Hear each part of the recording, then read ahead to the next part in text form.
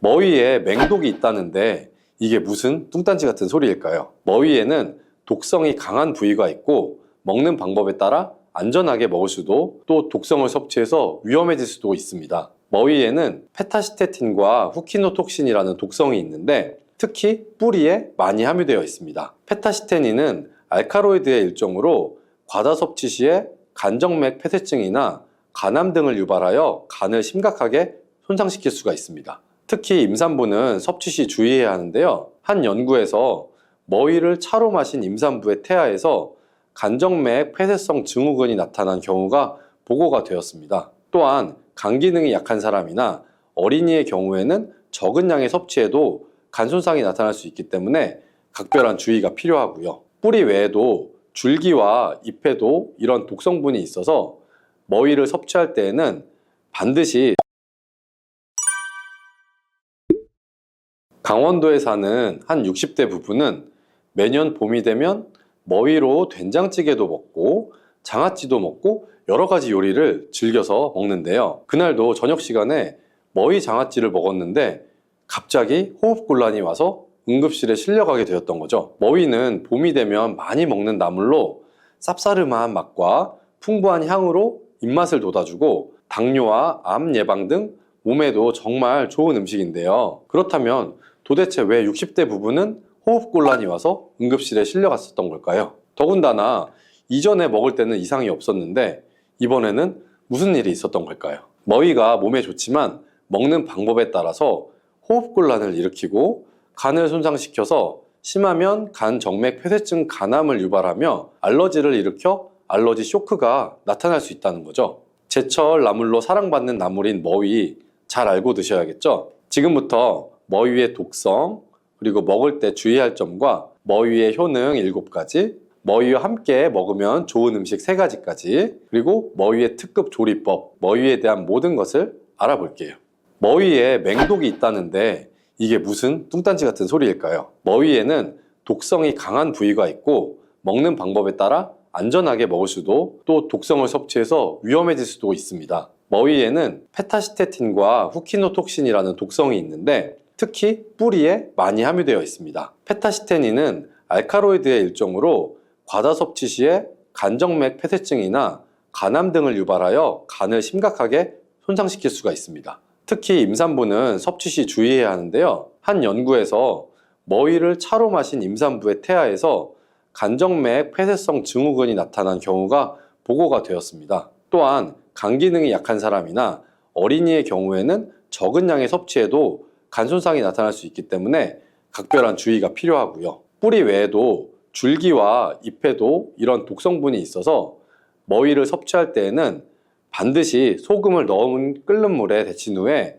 찬물을 3-4번 정도 갈아주면서 1시간 이상 우려낸 물을 버리고 드셔야 합니다. 그리고 이게 진짜 조심해야 할 부분인데요. 머위꽃은 간 해독에 좋고 소화를 도우며 식도염에 좋은 효능이 있어서 꽃을 튀김으로 드시거나 끓여서 차로 드시는 분들이 있습니다. 그런데 이 머위꽃은 알러지를 유발하는 성분이 있다는 거죠. 그래서 60대 부부도 알러지 쇼크로 호흡곤란이 와서 응급실에 실려갔던 거예요. 정확히는 숫꽃에 꽃가루에 있지만 암꽃에도 꽃가루가 묻어 있을 가능성이 높기 때문에 머위꽃을 드실 때는 주의하셔야 하는데요. 알러지 반응이 일어나게 되면 호흡기에 이상이 생길 수 있고 발진도 나타나면서 얼굴이 심하게 붓거나 두드러기가 올라올 수 있으며 복통, 설사, 또 구토 등의 증상과 심하면 알러지 쇼크가 일어날 수가 있습니다. 머위에 알러지를 일으키는 성분은 높은 열에도 소멸이 되지 않기 때문에 오래 끓이거나 튀겨도 성분이 그대로 있다는 것을 잘 아셔야 하고요. 추가로 머위는 국화과 식물이기 때문에 국화꽃에 알러지가 있는 분들은 특별히 주의하셔야 응급 상황이 발생하는 걸 예방할 수가 있습니다. 자, 그렇다면 머위가 이렇게 위험하니 먹지 말아야 할까요? 네, 모두 그런 건 아니고요. 머위는 이렇게 몇 가지만 사실 조심한다면 정말 몸에 좋은 나물이 되는데요. 머위에 엄청난 효능은 어떤 게 있는지 그러면 한번 알아보겠습니다. 머위의 첫 번째 효능은 항암 작용입니다. 머위는 미네랄이 풍부한 알칼리성 식품이며 비타민C, 비타민 A, 폴리페놀 등의 항산화 성분이 아주 풍부한 채소입니다. 머위의 풍부한 폴리페놀 성분은 강력한 항산화 작용을 해서 기형 세포와 염증 세포 그리고 암세포 등을 더 이상 증식하지 못하도록 억제하는 역할을 해줍니다. 실제 연구에서 위암세포의 성장을 40% 이상 그리고 간암세포의 성장을 70% 이상 억제하는 것으로 확인이 되었었고요. 이런 효능과 더불어서 베타카로틴과 다양하게 함유된 비타민 성분들이 암을 유발하는 각종 염증과 유해 물질들을 없애주고 또 암세포를 사멸하게 하는 작용을 하는데요. 특히 여성의 자궁근종, 자궁염, 요도염, 또 방광염, 난소암, 방광암, 위암, 또 폐암, 간암에도 효과가 좋은 것으로 알려져 있고요. 남성은 전립선염, 방광염, 위염, 장염, 방광암, 위암, 폐암, 여기에 간암까지 정말 많죠. 효과가 탁월한 것으로 알려져 있습니다. 그리고 머위의 두 번째 효과는 당뇨를 개선해 준다는 건데요. 우선 머위의 풍부한 식이섬유는 혈당을 조절하는데 탁월한 역할을 해주게 됩니다. 식이섬유는 위에서 팽창하여 포만감을 높여주고 장에서는 포도당의 흡수를 지연시켜주죠. 이러한 현상으로 식후에 혈당이 급격히 올라가는 것을 막아주면서 혈당을 안정적으로 관리를 해줄 수가 있고요. 또한 머위에 풍부한 클로로필은 인슐린 감수성을 높이고 혈당을 낮춰주는 탁월한 역할을 하며 산화 스트레스를 줄이고 염증을 억제하는 효과가 있어서 당뇨 합병증을 예방하는 데에도 중요한 역할을 하는 것으로 알려져 있습니다. 그리고 글루코시놀레이트라는 성분도 풍부한데요. 이 성분도 인슐린 저항성을 개선해주면서 염증을 가라앉혀 만성 염증으로 인한 많은 문제를 갖고 있는 당뇨 환자들에게 도움을 줄 수가 있습니다. 그리고 머위의 세 번째 효능은 해독작용입니다. 머위에 함유된 콜린이란 성분은 장에 있는 유해균을 죽여서 장 건강에 도움이 됩니다. 또한 콜린은 간에 쌓인 노폐물을 배출시켜주면서 독성 물질을 해독시켜서 간 기능을 회복시켜주는 역할을 하며 음주나 만성 피로로 인한 간 기능 저하에도 도움이 되는 것으로 알려져 있습니다. 이 머위의 해독작용을 활용해서 부패되기 쉬운 해산물을 조리할 때 머위를 함께 넣으면 신선도 유지 및 식중독 예방에 도움을 받을 수도 있습니다. 머위의 네 번째 효능은 편두통 완화 작용입니다. 대부분의 편두통의 원인은 뇌 혈관의 혈액순환이 원활하지 않거나 염증성 화합물이 과하게 생성이 돼서 장기들의 긴장이 심해지기 때문인데요. 머위는 이런 문제들을 해결해 줄 수가 있습니다. 머위에는 페타신과 페타시테스라는 성분이 풍부해서 혈관을 확장시켜주고 혈관과 장기의 경직을 풀어주면서 뇌혈관의 혈액순환을 원활하게 해주어서 편두통을 완화시켜 줄 수가 있습니다. 또한 머위에 함유된 강력한 혈관 확장 물질인 페타신과 이소페타신이 염증 물질인 류코트리엔의 합성을 낮춰주어서 염증으로 인한 통증을 완화시켜주는 역할도 합니다. 실제로 신경학 저널에 발표된 연구에서는 편두통을 앓는 성인을 대상으로 하루에 머위 75g을 섭취하게 했던 결과 머위를 섭취하지 않는 그룹보다 편두통 증상이 약 48% 정도 감소했다는 연구 결과를 발표했습니다. 그리고 머위의 다섯 번째 효능은 호흡기 질환 예방입니다. 봄은 특히 미세먼지와 황사, 꽃가루 등으로 호흡기 질환 환자들이 아주 폭증하게 되는 계절이죠. 이때 나타나는 호흡기 질환으로는 기침, 가래, 그리고 천식 등이 있는데 이런 증상을 완화시키는 것으로 알려져 있습니다. 그 이유는 머위에 풍부하게 함유된 사포닌이라는 성분 때문인데요. 이 사포닌은 폐의 기운을 강하게 해주고 가래를 삭혀주는 역할도 합니다. 이뿐 아니라 편도선염, 인후염 등의 호흡기 질환 예방에 도움을 줄 수가 있습니다. 이런 사포닌 성분은 인삼, 도라지, 더덕 등의 뿌리식물에 많이 함유되어 있고요. 호흡기 질환 외에도 항산화 작용으로 노화를 방지하며 염증을 완화하는 효과도 있습니다. 머위의 여섯 번째 효능은 치매 예방입니다. 한 실험에서 머위 추출물을 동물에 투여한 결과 뇌에 쌓인 노폐물을 제거하고 신경세포를 보호하는 효능이 나타났으며 기억력과 인지 능력을 향상시켜서 치매를 예방할 수 있는 것으로 보고가 되었습니다. 이는 머위에 함유된 페타시페놀, 베타카로틴, 후키놀산, 그리고 캠페롤과 같은 성분들 때문이며 뇌세포를 보호할 뿐만 아니라 비정상적인 신경세포를 분해하는 작용도 합니다. 그 결과 뇌신경을 튼튼하게 해주고 뇌 척수 속에 노폐물을 분해해 몸 밖으로 배출하여 기억력을 향상시켜 주어 치매를 예방해 주는 것입니다. 7번째 머위의 효능은 혈관 건강에 도움을 준다는 것입니다. 머위에 함유된 폴리페놀, 비타민C, 식이섬유, 그리고 칼륨 등이 혈관 건강에 관여하게 되는데요. 폴리페놀은 강력한 항산화 작용을 해서 혈관세포의 기능을 개선하고 염증을 감소시켜 주고요. 비타민C는 콜라겐 합성을 촉진해서 혈관 건강을 향상시켜 주고, 또 식이섬유는 혈중 콜레스테롤의 수치를 낮춰주는 역할을 합니다. 또한 칼륨은 혈압 조절에도 기여하는데요. 칼륨은 나트륨을 몸 밖으로 배출해서 혈압을 낮춰주는 역할을 하며 혈관세포를 이완시켜서 말초 혈관의 저항이 감소하여 혈압을 낮추고 혈액순환이 원활하게 되게끔 만들어줍니다. 이런 역할들로 혈관 질환인 동맥경화, 고혈압 등의 혈관계 질환과 성인병 예방에 도움을 줄 수가 있습니다. 자, 이렇게 머위는 엄청난 효능으로 우리 몸 건강에 도움을 주는데요. 자, 그렇다면 머위를 먹을 때 더욱 맛있고 또 영양가 있게 먹는 방법은 어떤 것이 있을까요? 머위와 함께 먹으면 시너지 효과를 발휘해서 몸에 보약이 되는 음식에 대해서 한번 알아볼게요. 첫 번째 음식은 바로 두부입니다. 머위와 두부를 함께 섭취하면 영양 성분의 균형이 아주 좋아지는데요. 머위에 함유된 비타민C는 두부의 철분 흡수를 도와주게 되고, 또 두부의 단백질은 머위의 섬유질 소화를 촉진시켜 줍니다. 또한 두부와 머위에는 마그네슘과 칼슘이 풍부해서 골밀도를 높여주어 뼈를 튼튼하게 해주고 골다공증 예방과 골절 사고의 위험을 줄여주게 됩니다. 두부에 풍부한 이소플라본은 혈관을 이완시켜 혈압을 낮춰주는 역할을 하며 섬유질이 많아 콜레스테롤 수치를 줄여주고 항산화제도 풍부하여 심혈관 질환의 위험을 줄여주는 데 도움을 주어서 머위와 함께 섭취하게 되면 심혈관을 아주 튼튼하게 하는 보약이 됩니다. 그리고 두 번째 음식은 된장입니다. 된장은 발효를 통해서 생성된 풍부한 유산균과 다양한 영양소를 함유하고 있어서 장 건강과 면역력 향상에 도움을 주는 식품이죠. 머위에 함유된 베타카로틴과 비타민 A는 된장의 리놀렌산의 흡수를 도와 항산화 효과가 극대화가 되어서 암 예방과 또 뇌혈관의 기능을 향상시켜 치매 예방에 탁월한 효능을 발휘하게 됩니다.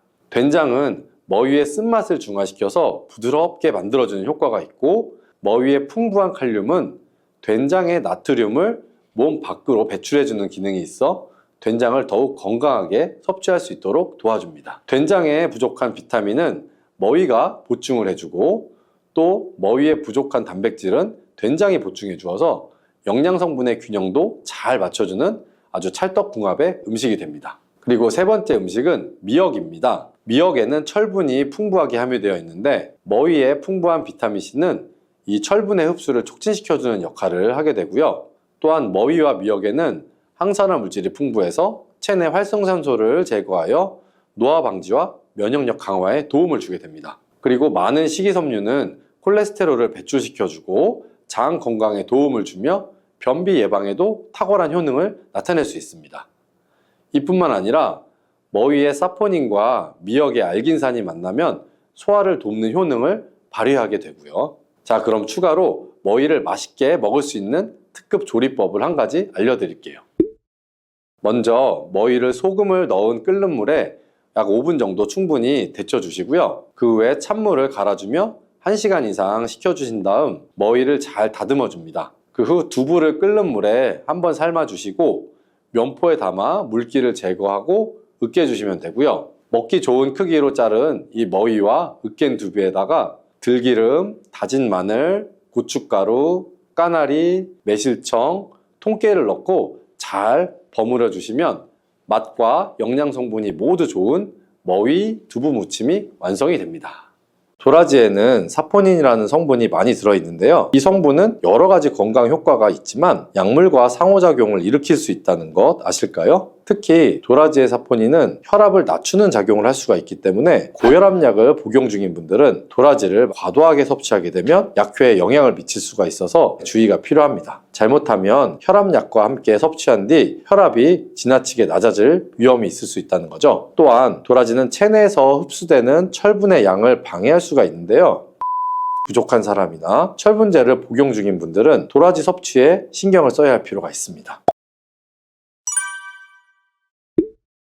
향긋하면서도 쌉쌀한 도라지 좋아하시나요? 도라지는 무침이나 도라지차, 도라지즙으로 우리 주변에서 손쉽게 찾아볼 수 있는데요. 도라지는 그 독특한 맛과 함께 여러 가지 건강 효능을 가지고 있는데 특히 중년과 노년층에게는 더욱 중요한 효과들이 많다는 것 아실까요? 오늘은 도라지가 어떤 효능을 가지고 있는지, 도라지와 함께 먹으면 더 좋은 음식, 또 도라지에 대한 우리 건강에 유용한 다양한 정보까지 자세하게 알려드릴게요.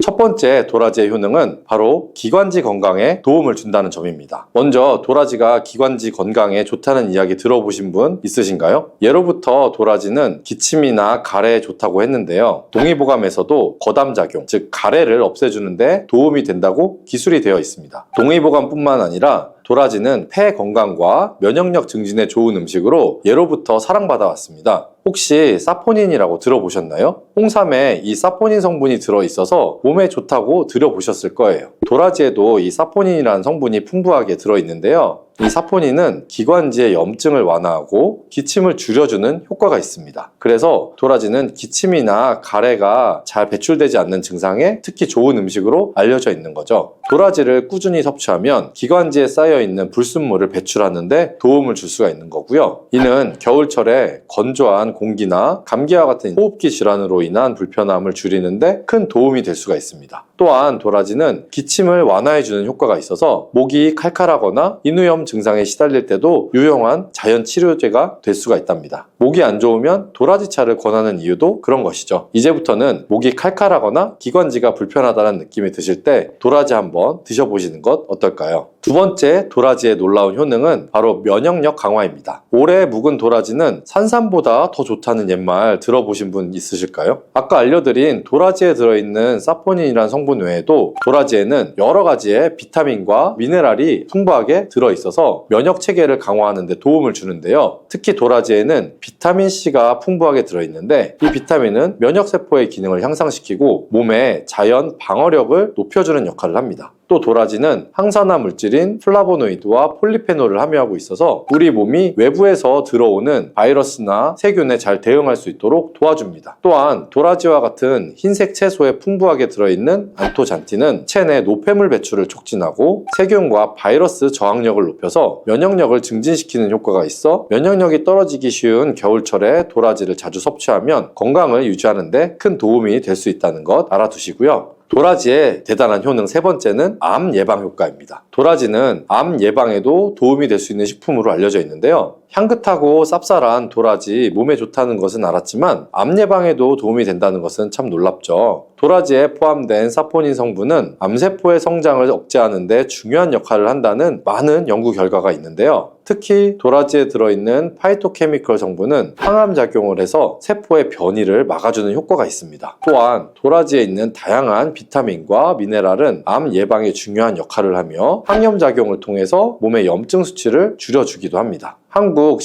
식품영양과학회지에 제출된 논문에 따르면 도라지 추출물로 실험 연구를 해봤는데요. 그 결과는 아주 놀라웠습니다. 실험 결과는 도라지 추출물이 자궁경부암, 유방암, 간암, 폐암세포에도 성장 억제하는 효능이 있는 항암 효과가 있다는 것을 알아냈고 또 다른 연구의 실험 결과에서는 도라지가 암세포 성장을 억제하고 암세포 자멸사를 유도하는 것으로 밝혀졌다고 합니다. 물론 도라지 하나로 모든 것이 해결되는 것은 아니지만 도라지를 꾸준히 섭취하면 도라지의 효능으로 몸이 건강한 상태를 유지하며 암을 예방하는 데도 도움이 될 수 있다는 거 알아주시고요. 도라지의 놀라운 효능 네 번째는 노화 방지 효과입니다. 도라지의 중요한 효능 중 하나는 바로 노화 방지입니다. 도라지에는 풍부한 항산화 성분이 들어있어서 세포의 노화를 늦추는 데 도움을 준다니 놀랍지 않나요? 우리 몸은 나이가 들면서 자연적으로 활성산소가 증가하고 이 활성산소가 세포를 손상시켜서 노화를 촉진하는데요. 도라지에 포함된 항산화 성분은 이 활성산소를 제거하고 세포를 보호해줄 뿐만 아니라 도라지는 피부 건강에도 도움이 될 수가 있답니다. 뿐만 아니라 도라지의 사포닌과 플라티코딘 D 성분이 체지방 감소와 지방 배출을 촉진해서 다이어트에도 효과적이고 도라지에 함유된 비타민C는 피부의 콜라겐 생성을 촉진시켜주기 때문에 피부 탄력과 건강을 유지하는 데 좋은 역할을 해주는데요. 이런 이유들로 도라지는 노화 방지와 피부 그리고 전반적인 신체 건강을 위해서 꾸준히 섭취하는 것이 좋습니다.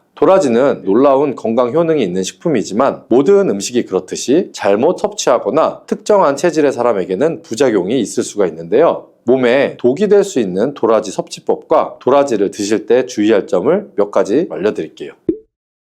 도라지가 독이 될 수도 있는 첫 번째, 바로 도라지와 약물의 상호작용입니다. 도라지에는 사포닌이라는 성분이 많이 들어있는데요. 이 성분은 여러 가지 건강 효과가 있지만 약물과 상호작용을 일으킬 수 있다는 것 아실까요? 특히 도라지의 사포닌은 혈압을 낮추는 작용을 할 수가 있기 때문에 고혈압약을 복용 중인 분들은 도라지를 과도하게 섭취하게 되면 약효에 영향을 미칠 수가 있어서 주의가 필요합니다. 잘못하면 혈압약과 함께 섭취한 뒤 혈압이 지나치게 낮아질 위험이 있을 수 있다는 거죠. 또한 도라지는 체내에서 흡수되는 철분의 양을 방해할 수가 있는데요. 철분이 부족한 사람이나 철분제를 복용 중인 분들은 도라지 섭취에 신경을 써야 할 필요가 있습니다. 도라지를 섭취할 때는 철분 보충제나 기타 약물을 복용하는 시간을 두고 섭취하는 것을 기억해 주시고요. 도라지 섭취할 때 주의할 점 두 번째는 바로 소화 기능이 약한 사람의 섭취입니다. 도라지가 소화에 안 좋다니 놀라셨나요? 소화 기능이 약한 사람들은 도라지 섭취에 주의해야 하는데요. 도라지는 섬유질이 풍부해서 소화를 촉진하는 데 도움을 줄 수가 있지만 소화가 약한 사람에게는 오히려 자극을 줄 수가 있기 때문인데요. 도라지를 좀 과하게 섭취하면 위장이 민감한 사람들은 배탈이 나거나 또 설사를 경험할 수가 있고, 또한 도라지에 들어있는 사포닌이 위벽을 자극할 수가 있기 때문에 위염이나 위장장애가 있는 분들은 도라지 섭취를 자제하거나 적은 양으로 시작하는 것이 좋습니다. 또한 도라지는 차가운 성질을 가지고 있어서 찬 음식을 잘 소화하지 못하는 체질의 사람들에게는 문제가 될 수 있는데요. 특히 몸이 차가운 성질을 가진 분들이 도라지를 과도하게 섭취하면 위장이 자극을 받아 소화불량이나 복통을 일으킬 수가 있습니다. 체질에 맞지 않는 음식을 먹으면 소화기관에 무리가 가기 때문에 도라지의 섭취는 체질에 맞는 사람에게는 건강에 아주 좋지만, 만약 평소에 찬 성질의 음식을 자주 피하고 있다면 도라지를 섭취하기 전에 체질에 맞는지 한번 점검해 보시면 좋고요. 체질에 잘 맞지 않다면 도라지의 효능을 제대로 누리기가 어려울 수가 있기 때문입니다. 소화 기능이 약한 사람들은 처음에는 소량을 섭취해보고 그 후에는 반응을 살펴보면서 양을 조절하는 것이 중요하고요. 도라지를 끓여서 차처럼 마시거나 다른 음식과 함께 섭취하면 소화에 부담을 덜어줄 수가 있으니까 소화기관이 약하신 분들은 이런 방법을 꼭 고려해 보시면 좋겠습니다. 도라지를 먹을 때 궁합이 좋은 음식들과 함께 섭취하면 그 효능을 더욱 극대화할 수 있다는 것 아실까요? 이 음식들을 도라지와 함께 섭취하면 서로의 효능을 보완하고 건강에 좋은 영향을 미칠 수가 있다는데요. 그럼 어떤 음식이 도라지와 잘 어울리는지 궁금하신가요? 도라지와 함께 먹으면 좋은 음식들을 바로 소개해 드릴게요.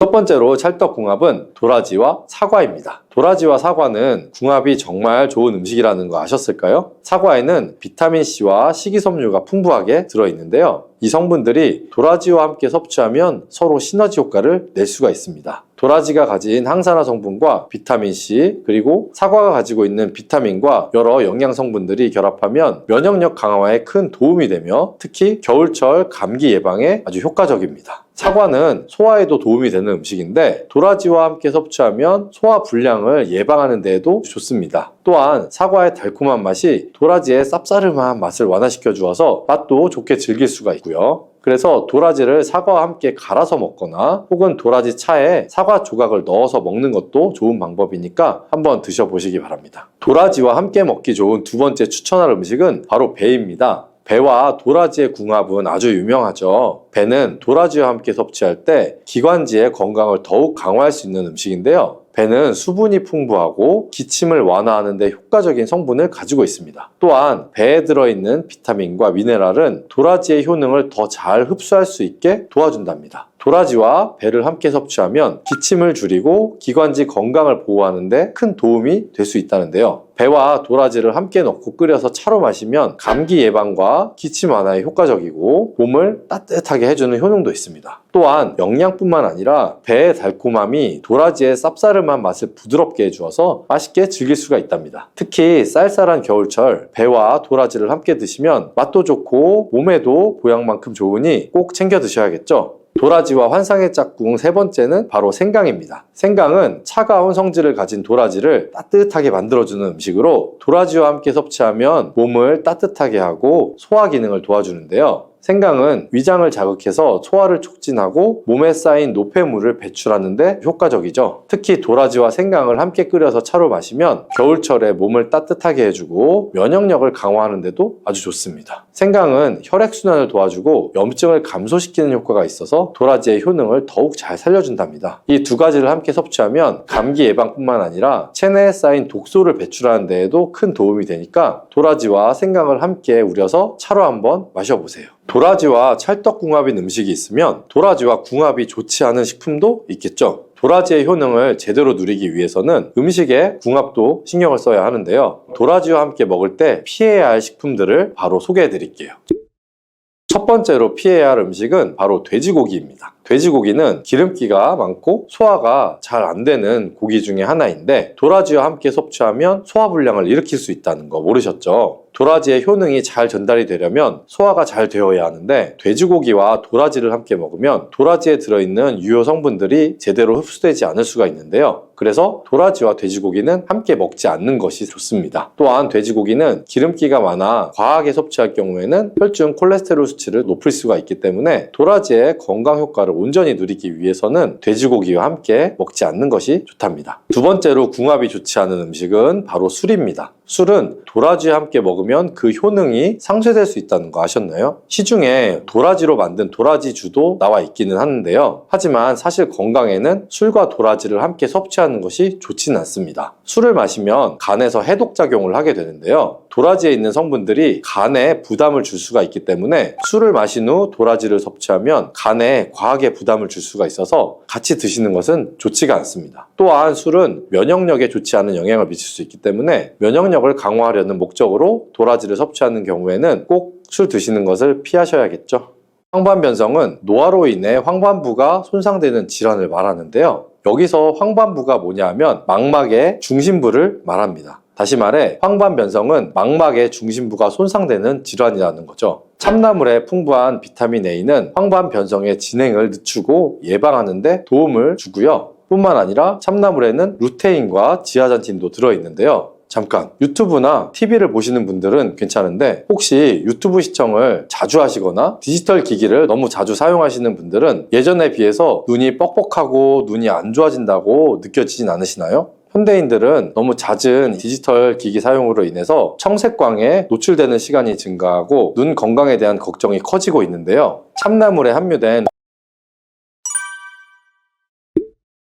향긋하고 맛있는 나물 중에 하나인 참나물 좋아하시는 분 많으시죠? 그 특유의 향이 짙고 고소한 맛이 나는데요. 참나물은 우리 몸에 정말 좋은 다양한 효능을 가지고 있는 잎채소라는 거 아셨을까요? 특히 중년 그리고 노년에게 꼭 필요한 영양 성분들이 가득하다는데요. 참나물이 우리 몸에 어떤 효능이 있고 도움을 주는지 그리고 어떻게 섭취하면 좋은지 또 참나물과 비슷하게 생겨서 헷갈렸던 식물까지 자세하게 알려드릴게요. 참나물은 주로 봄과 가을에 채취하는 것이 가장 좋다고 하는데요. 봄철인 3월부터 5월까지 그리고 가을철 9월부터 11월까지가 가장 맛있는 시기입니다. 특히 4월에서 6월 사이에 나는 참나물이 가장 연하고 맛이 좋다고 하네요. 이 시기의 참나물은 연하면서 향이 가장 진하기 때문에 요리에도 활용하기가 좋습니다. 한국에서만 참나물을 먹는다고 생각하시는 분들도 많으신데요. 외국에서도 참나물을 먹을까요? 참나물은 한국에서 많이 소비되지만 일본에서도 미즈나라고 불리며 즐겨 먹는 식재료 중에 하나입니다. 일본에서는 주로 샐러드나 나물 요리로 활용이 되고 그 외에도 유럽이나 미국에서는 허브나 샐러드 재료로 활용되는 경우가 있고요. 최근에는 건강식에 대한 붐이 일고 참나물의 효능이 알려지면서 점점 더 많은 나라에서 관심을 가지기 시작했답니다. 세계인이 좋아하는 참나물은 그 맛과 향이 독특한데요. 영양소도 풍부해서 건강에 많은 도움을 주는 효능이 있습니다. 자, 그럼 어떤 효능이 있는지 참나물의 효능에 대해 지금 바로 알려드릴게요. 첫 번째로 알아볼 효능은 바로 눈 건강 개선 효과입니다. 요즘 스마트폰과 컴퓨터 사용이 늘어났기 때문에 눈이 피곤하신 분들이 많죠. 또 나이가 들면서 자연스럽게 노화가 와서 눈이 침침하거나 하시는 분들도 많으실 거예요. 참나물은 눈 건강에 좋은 베타카로틴과 비타민 A가 풍부하게 함유되어 있는 거 아셨나요? 베타카로틴은 강력한 항산화 작용을 가지고 있는데요. 항산화 물질은 우리 몸에서 발생하는 유해한 프리라디칼을 중화시키는 역할을 합니다. 프리라디칼은 눈의 세포를 손상시킬 수 있으며 베타카로틴은 이러한 손상을 예방하여 눈 건강을 유지하는 데 도움을 주는 거죠. 또 베타카로틴은 체내에서 비타민 A로 전환이 되어 눈의 피로를 줄이고 시력을 보호하는 데 중요한 역할을 해줍니다. 비타민 A는 망막에서 빛을 감지하는 데 필요한 로놉신이라는 단백질의 중요한 구성 요소인데요. 이 로놉신은 어두운 환경에서도 시각을 유지하는 데 도움을 준답니다. 혹시 황반변성이라고 들어보신 분 있으실까요? 황반변성은 노화로 인해 황반부가 손상되는 질환을 말하는데요. 여기서 황반부가 뭐냐면 망막의 중심부를 말합니다. 다시 말해 황반변성은 망막의 중심부가 손상되는 질환이라는 거죠. 참나물에 풍부한 비타민 A는 황반변성의 진행을 늦추고 예방하는 데 도움을 주고요. 뿐만 아니라 참나물에는 루테인과 지아잔틴도 들어있는데요. 잠깐, 유튜브나 TV를 보시는 분들은 괜찮은데 혹시 유튜브 시청을 자주 하시거나 디지털 기기를 너무 자주 사용하시는 분들은 예전에 비해서 눈이 뻑뻑하고 눈이 안 좋아진다고 느껴지진 않으시나요? 현대인들은 너무 잦은 디지털 기기 사용으로 인해서 청색광에 노출되는 시간이 증가하고 눈 건강에 대한 걱정이 커지고 있는데요. 참나물에 함유된 루테인과 지아잔틴은 청색광을 차단하거나 흡수하여 눈을 보호하는 역할을 한답니다. 그래서 안구 건조증이나 백내장, 야맹증 예방 등의 효능이 있는 거죠. 참나물의 효능 참 놀랍지 않나요? 참나물의 두 번째 효능은 바로 해독 작용입니다. 요즘 미세먼지나 환경오염, 가공식품 등으로 인해서 우리 몸속에 유해물질들이 쌓이기가 쉬운데요. 참나물은 체내에 독소를 배출하는 데 도움을 주는 성분들이 많아서 해독 효과가 뛰어난 채소랍니다. 이외이죠. 참나물에는 클로로필이라는 성분이 들어있는데 이 성분은 체내의 중금속과 독소를 흡착하여 배출하는 역할을 합니다. 클로로필은 독소와 중금속을 포함한 다양한 독성 물질을 체내에서 흡착하는 능력이 있는데요. 이러한 독소는 클로로필 분자에 결합하여 체내에서 제거가 될 수 있는 거죠. 클로로필은 간 건강에 도움을 줄 수 있다는 거 아실까요? 간은 체내에서 독소를 제거하는 주요 기관 중에 하나죠. 클로로필은 혈액에 산소를 운반하는 역할을 해주며 충분한 산소를 공급하고 또 해독 과정을 촉진시키고 독소의 제거를 도와준답니다. 또한 간의 해독 기능을 도와주는 비타민 C와 플라보노이드 성분도 풍부하다고 하는데요. 간은 우리 몸에서 해독을 담당하는 중요한 기관인데 참나물을 꾸준히 먹으면 간 건강을 보호하는 데에도 도움이 되겠죠. 특히 술자리도 많고 기름진 음식도 자주 섭취하시는 분들은 식사하실 때 참나물을 함께 드시면 간이 부담을 덜 느끼고 건강을 유지하는 데 도움을 받으실 수가 있습니다. 세 번째 참나물의 효능은 혈액순환을 원활하게 해주는 효과인데요. 혈액순환이 잘 되지 않으면 손발이 차가워지고 피로도 쉽게 쌓이며 다양한 건강 문제를 유발하게 되죠. 참나물에는 철분과 칼륨이 풍부하게 들어있어서 혈액 순환을 도와주는 역할을 해줍니다. 철분은 혈액을 구성하는 중요한 성분이죠. 또 칼륨은 몸속에 나트륨을 배출해서 혈압을 조절하는 역할을 해주는데요.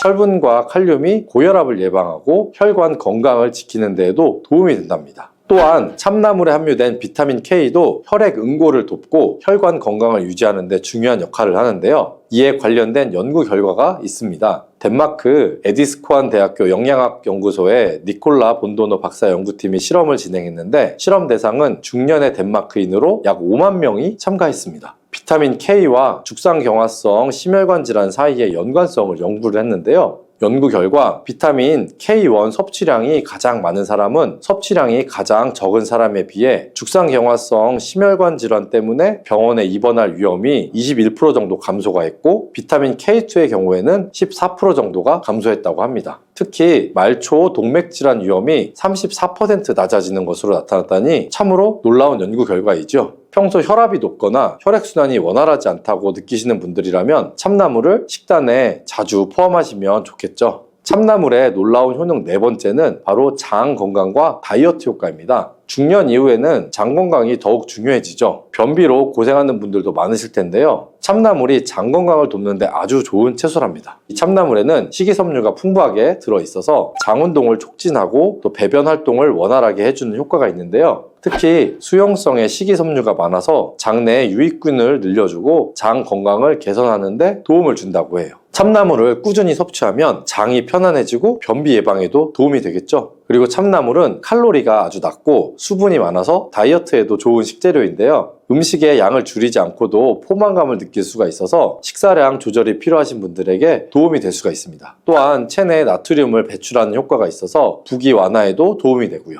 체중에 고민이 있으셨던 분들이나 다이어트 목표가 있으신 분들은 이제부터 참나물을 잊지 말고 꼭 드셔야겠죠. 이렇게 건강에 좋은 영양소가 가득한 참나물을 그럼 어떻게 섭취하는 것이 좋을까요? 차로도 우려 맛있는 참나물은 사실 생으로 먹을 때 영양적으로는 가장 효과적인데요. 참나물은 생으로 먹어도 좋고 살짝 데쳐서 나물로 무쳐 먹어도 아주 맛이 좋답니다. 간장이나 된장으로 간을 맞추어서 참기름을 살짝 더하면 고소하고 부드러운 맛이 나죠. 그리고 참나물을 국이나 볶음 요리에 넣어 먹어도 향긋한 풍미를 즐길 수가 있는데요. 하나 주의할 점은 참나물은 너무 오래 가열하면 영양소가 파괴될 수가 있기 때문에 살짝 데치는 것이 좋다는 점입니다. 이렇게 조리를 하면 맛과 영양을 모두 챙길 수 있는 것 잊지 마시고요. 혹시 파드득 나물이라고 참나물과 비슷하게 생긴 나물 보신 적이 있으실까요? 참나물은 재배가 어려워서 대용으로 파드득 나물이 쓰이기도 하는데요. 나물을 잘 모르는 분들이라면 그 둘을 구분하기가 어려울 거예요. 두 나물은 모양이 비슷하지만 몇 가지 차이점이 있습니다. 그 구분법을 알려드릴게요. 먼저 외형을 보자면 참나물의 잎은 부드럽고 윤기가 나며 약간 둥근 형태인데 반해서 파드득 나물은 잎이 더 거칠고 손으로 문지르면 특유의 파드득하는 소리가 나는데요. 파드득하는 소리가 난다고 해서 파드득 나물이라는 이름이 붙여졌으니 손으로 문질러서 비교를 해볼 수 있겠죠. 또한 향에서도 차이가 있는데요. 참나물은 특유의 향긋하고 고소한 향이 나는 반면에 파드득 나물은 향이 다소 약한 편입니다. 맛도 참나물이 더 부드럽고 달콤한 느낌이 나고 파드득 나물은 다소 쓴맛이 도는 경우가 많다고 하니 헷갈리지 마시고 참고하시면 좋겠죠. 그렇다면 신선하고 맛있는 참나물을 고르는 방법도 알아볼까요? 채취할 때는 너무 어린 잎을 따기보다는 적당히 자란 잎을 고르는 것이 좋은데요. 잎이 선명한 녹색을 띠는 것을 고르는 것이 중요하답니다. 누렇게 변한 것은 신선도가 떨어졌을 때 나타나는 현상이니 그런 것들은 피하셔야겠죠. 또 고르실 때 줄기가 너무 억세지 않고 부드러운 것이 좋은데요. 너무 두껍거나 질긴 줄기는 씹기가 어려울 수 있기 때문이에요. 참나물 특유의 향이 진하게 나는 것을 선택하는 것도 좋은 방법인데요. 향이 약한 경우에는 오래되었을 가능성이 있답니다. 이렇게 고르면 신선하고 맛있는 참나물을 선택할 수 있겠죠. 신선한 참나물을 구입하셨다면 보관 방법도 참 중요한데요. 참나물은 쉽게 시들 수가 있기 때문에 신선하게 보관하는 것이 중요합니다. 물기를 살짝 제거한 후에 키친타월로 감싸서 비닐봉지에 넣고 냉장고 보관을 하시면 신선함이 오래 유지가 될 수가 있고요. 또 한 가지 방법은 살짝 데친 다음 냉동 보관하는 것인데요. 이렇게 하면 장기간 보관하면서도 참나물의 영양소를 유지하고 또 드시고 싶으실 때 꺼내면 되니까 편리하게 드실 수 있겠죠. 몸에 이로운 참나물, 부족한 영양소를 보충해주고 시너지 효과를 낼 수 있는 음식이 있다는 거 아실까요? 어떤 음식들과 함께 먹으면 몸에 2배로 도움이 된다는데요. 그럼 참나물과 잘 어울리는 음식을 바로 알려드릴게요. 첫 번째 참나물과 찰떡궁합 음식은 바로 된장입니다. 된장에는 장 건강에 좋은 유산균과 발효 성분이 풍부할 뿐만 아니라 고단백 식품인데요. 참나물은 식이섬유와 비타민 A, C, K와 칼슘, 철분 등 다양한 비타민과 미네랄을 함유하고 있습니다. 참나물을 된장과 함께 섭취하면 영양소 섭취를 더욱 풍부하게 할 수 있을 뿐만 아니라 함께 섭취하면 단백질과 식이섬유의 균형을 맞출 수가 있어서 소화와 영양 흡수에도 도움이 된답니다. 참나물과 된장을 이용한 추천 조리법도 알려드릴게요. 살짝 데친 참나물에 물기를 꼭 짠 다음 참기름, 깨소금, 다진 마늘과 된장을 넣고 조물조물 버무려 주시면 참나물 된장 무침이 되고요. 또 된장국 끓이실 때 참나물을 넣어주시면 소화에도 좋고 면역력 향상에도 도움을 주고요. 거기다 맛도 제일인 참나물 된장국이 완성이 됩니다. 참나물과 같이 먹으면 좋은 음식 두 번째는 두부입니다. 두부는 고단백 식품이면서 식이섬유를 함유하고 있어서 소화를 돕고 변비를 예방하는 데 도움을 주고 칼슘과 인이 풍부해서 뼈의 강화와 골다공증 예방에도 좋은 누구나 다 아는 건강식품이죠. 참나물은 다양한 비타민과 칼슘, 철분, 미네랄 등을 함유하고 항산화 작용을 가진 식물성 화합물을 함유하고 있어서 체내에 프리라디칼을 중화시키는 데 도움을 주는데, 이때 두부와 함께 섭취하면 항산화 작용이 더욱더 강화될 수가 있습니다. 두부와 참나물은 영양적으로 보완적인 관계를 가지고 있어서 함께 섭취하면 효과가 배가 되는 것이죠. 참나물과 두부 어떻게 먹어야 할지 고민이 되신다고요? 추천 요리인 참나물 두부전 조리법을 바로 알려드릴게요. 참나물은 씻어서 잘게 썰어 주시고요. 두부는 으깬 다음에 부침가루, 달걀, 소금과 함께 섞어서 반죽을 만듭니다. 달군 팬에 식용유를 두른 다음 반죽을 한 숟가락씩 올려서 앞뒤로 노릇하게 붙여줍니다. 바삭하게 붙여낸 뒤 맛있게 즐기면 되겠죠? 참 쉽고 영양 만점에 맛도 아주 좋습니다. 이렇게 여러 가지 참나물의 효능과 구분법, 조리 방법을 다 알려드렸는데요. 혹시 참나물의 부작용에 대해서 걱정하시는 분 있으실까요? 어떤 음식이든 마찬가지겠지만 참나물도 잘못 섭취하면 부작용이 있을 수가 있는데요. 참나물을 몸에 득이 되기 위해 먹었는데 오히려 독이 되면 안 되겠죠. 참나물 섭취 시 유의할 점을 바로 알려드릴게요. 첫 번째 참나물 섭취 시 주의사항은 소화불량입니다. 참나물은 식이섬유가 매우 풍부해서 너무 많이 먹게 되면 복부에 팽만감이나 가스가 차는 증상이 생길 수가 있는데요. 위가 약하시거나 소화기능이 떨어지신 분들은 과하게 섭취하는 것을 피하시는 것이 좋고요. 잘못해서 너무 많이 먹으면 소화불량, 복통, 설사 등의 증상이 나타날 수 있기 때문에 꼭 유의하시는 게 좋습니다. 두 번째 참나물 섭취 시 주의할 점은 중독 증상입니다. 참나물과 중독이라니 참 안 어울리는데요. 여기서 말하는 중독은 참나물에 소량 들어있는 칼슘 옥살레이트라는 결정성 물질이 인체에 독으로 작용할 수도 있다는 건데요. 대부분은 안전하지만 야생에서 채취한 참나물에 소량 들어있을 수가 있습니다. 칼슘 옥살레이트는 식물에 자연적으로 존재하는 물질 중에 하나로 많은 채소에 함유되어 있는데요. 일반적으로 참나물과 같은 식용식물에 포함된 양은 인체에 해를 끼치지 않을 정도로 소량입니다. 그러나 참나물을 과다하게 섭취하거나 특히 생으로 과다 섭취할 경우에는 칼슘 옥살레이트의 섭취량이 증가하여 소화불량, 복통, 메스꺼움 및 구토와 같은 증상을 유발할 수가 있고, 신장에서 옥살산이 칼슘과 결합하여 결석을 형성할 수가 있기 때문에 자연산 참나물을 생으로 과하게 많이 섭취하는 것은 절대로 피하셔야겠죠. 또 인공재배로 키운 참나물은 농약이나 이물질이 남아있을 수가 있으니 생으로 드실 때는 꼭 흐르는 물에 충분히 씻어서 섭취하는 것도 잊지 말아주세요.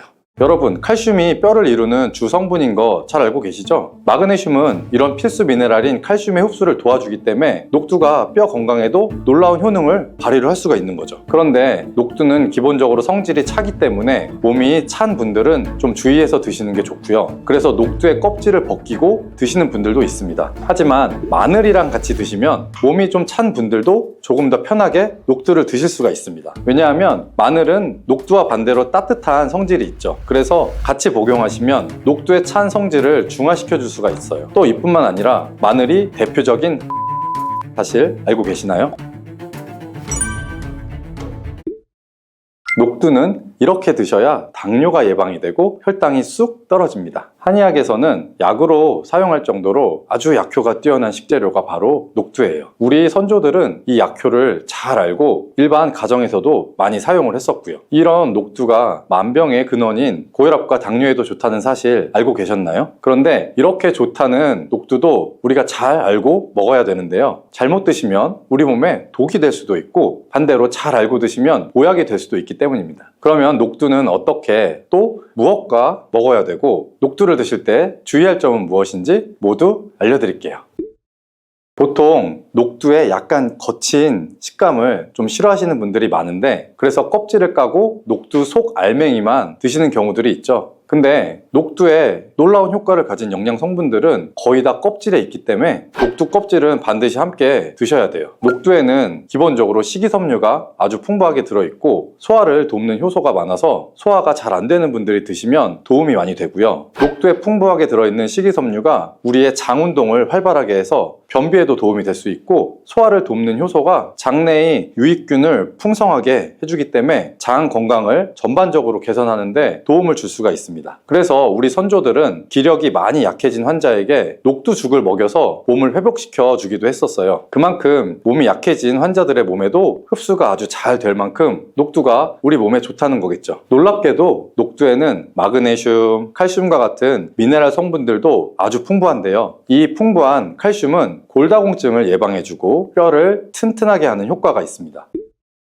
여러분, 칼슘이 뼈를 이루는 주 성분인 거 잘 알고 계시죠? 마그네슘은 이런 필수 미네랄인 칼슘의 흡수를 도와주기 때문에 녹두가 뼈 건강에도 놀라운 효능을 발휘를 할 수가 있는 거죠. 그런데 녹두는 기본적으로 성질이 차기 때문에 몸이 찬 분들은 좀 주의해서 드시는 게 좋고요. 그래서 녹두의 껍질을 벗기고 드시는 분들도 있습니다. 하지만 마늘이랑 같이 드시면 몸이 좀 찬 분들도 조금 더 편하게 녹두를 드실 수가 있습니다. 왜냐하면 마늘은 녹두와 반대로 따뜻한 성질이 있죠. 그래서 같이 복용하시면 녹두의 찬 성질을 중화시켜 줄 수가 있어요. 또 이뿐만 아니라 마늘이 대표적인 항암 식품인 사실 알고 계시나요? 마늘 속에는 S알릴시스테인과 알리신이라는 성분이 들어있는데 이 성분들이 암세포를 억제해주고 사멸시켜주는 아주 큰 효과가 있습니다. 또 강력한 항산화 성분인 폴리페놀이 많이 들어있어서 나쁜 콜레스테롤의 생성을 막아주고 혈관을 깨끗하게 만들어주기 때문에 심혈관 질환 예방에도 아주 효과가 좋습니다. 이뿐만 아니라 체내에 지방의 대사를 촉진시켜 주는데 다이어트 하시는 분들 많죠. 이 다이어트에 큰 도움이 될 수 있습니다. 지방 분해를 통해서 체지방을 제거해 주고 비만을 예방하는 효과가 함께 있는 거죠. 그래서 마늘을 녹두와 함께 드시면 시너지 효과를 낼 수 있기 때문에 우리 몸에 더 보약으로 쓸 수가 있는 겁니다. 그러면 이 마늘이랑 녹두를 함께 먹을 수 있는 방법을 좀 알아볼게요. 가장 간단한 방법은 바로 마늘 녹두밥을 지어서 먹는 건데요. 녹두를 물에 충분히 불린 다음에 밥을 하시면 이 녹두 껍질에 있는 그 거친 식감들을 많이 완화를 시켜서 편하게 드실 수가 있습니다. 그리고 우리가 녹두하면 생각나는 대표적인 음식이 있죠. 바로 녹두 빈대떡이죠. 아주 맛있죠. 맛있는 녹두 빈대떡에 돼지고기를 갈아서 함께 부쳐서 먹기도 하죠. 이 방법이 영양학적으로 아주 탁월한 조합이 됩니다. 왜냐하면 녹두에 부족한 필수 아미노산인 트립토판 같은 성분이 돼지고기에 풍부하게 들어있기 때문이에요. 트립토판이나 이제 메티오닌 같은 필수 아미노산은 우리 몸에서 기본적으로 합성이 되지가 않습니다. 그래서 반드시 우리가 음식을 통해서 섭취를 해야 하고요. 돼지고기에는 이런 아미노산이 많이 들어있기 때문에 우리가 나이가 들면서 기력이 떨어지고 처지시는 분들이 녹두와 돼지고기를 함께 드시게 되면 기력을 회복하는 데도 아주 좋은 효과를 보실 수가 있습니다. 또 돼지고기에는 단백질이 풍부하기 때문에 근육을 튼튼하게 해주는 데도 도움을 주고 풍부한 비타민 B1이 우리 몸의 피로 회복 과 신경을 안정시키는 데도 매우 효과가 좋습니다. 또 돼지고기에는 철분도 아주 풍부해서 나이가 들면서 부족해지는 철분을 보충하는 데도 아주 좋은 효과를 볼 수가 있고요. 그리고 필수 지방산인 리놀레산이 많아서 동맥경화나 고혈압 같은 성인병을 예방할 수 있고 아연이나 셀레늄, 비타민 B6 등의 영양소는 우리 몸의 면역력을 강화하는 데에도 도움을 주거든요. 녹두는 또 혈당을 낮춰주고 인슐린 감수성을 높여주는 효능이 있어서 당뇨 관리에도 너무 좋은 식품입니다. 풍부한 식이섬유가 소장에서 당의 흡수를 지연시켜주기 때문인데요. 또한 다양한 미네랄과 비타민이 당뇨로 인한 합병증을 예방하는 데에도 좋은 효과가 있고요. 이때 녹두를 팥이랑 함께 드시면 이런 효과가 매우 높아집니다. 왜냐하면 팥은 강력한 항산화 성분인 안토시아닌이 풍부하게 들어있고 혈관의 활성산소를 제거해주고 혈관 세포의 손상을 예방해줘서 혈관을 깨끗하고 아주 건강하게 만들어줄 수가 있는 겁니다. 2014년에 발표된 한 연구에서 팥을 섭취하면 어떤 이점이 있는지가 나왔는데요. 2형 당뇨병 환자의 혈당 수치와 인슐린 저항성을 개선하는 데 도움이 되는 것으로 보고가 됐습니다. 이 연구에서는 약 4주 동안 매일 팥을 섭취하게 했는데 그 결과 당뇨 환자들의 공복 혈당 수치가 약 평균 19.5%가 감소했고 또한 인슐린 저항성이 감소하는 결과를 볼 수가 있었어요. 또 팥은 쌀의 10배 이상 그리고 바나나의 약 4배 이상 많은 칼륨이 함유되어 있는데요. 칼륨은 몸 안에 있는 나트륨을 배출하는 데 도움을 주고 당뇨 환자의 신장 기능을 강화시켜 줄 수 있고 혈압의 상승을 억제해 주는 효과가 있습니다. 또 팥은 우리가 한의원에서 다이어트를 위한 처방을 할 때도 많이 쓰이거든요. 그 이유가 뭐냐 하면 팥에 들어있는 이 풍부한 칼륨 때문인데요. 칼륨이 이뇨작용을 통해서 우리 몸에 이 부종을 줄여줄 수가 있습니다. 붓는 거를 빼주는 거죠. 그래서 보통 지방이 몸에 잘 쌓여서 살이 잘 붓고 찌는 분들이 팥을 드시면 아주 좋은 효과를 볼 수가 있습니다. 한 실험에서 실험쥐에게 팥 추출물을 먹여본 적이 있었는데요. 그랬더니 근육 손실 없이 체지방 함량이 약 30%가 줄었고 몸무게도 37% 정도 감소한 결과를 발표했었어요. 정말 큰 효과죠.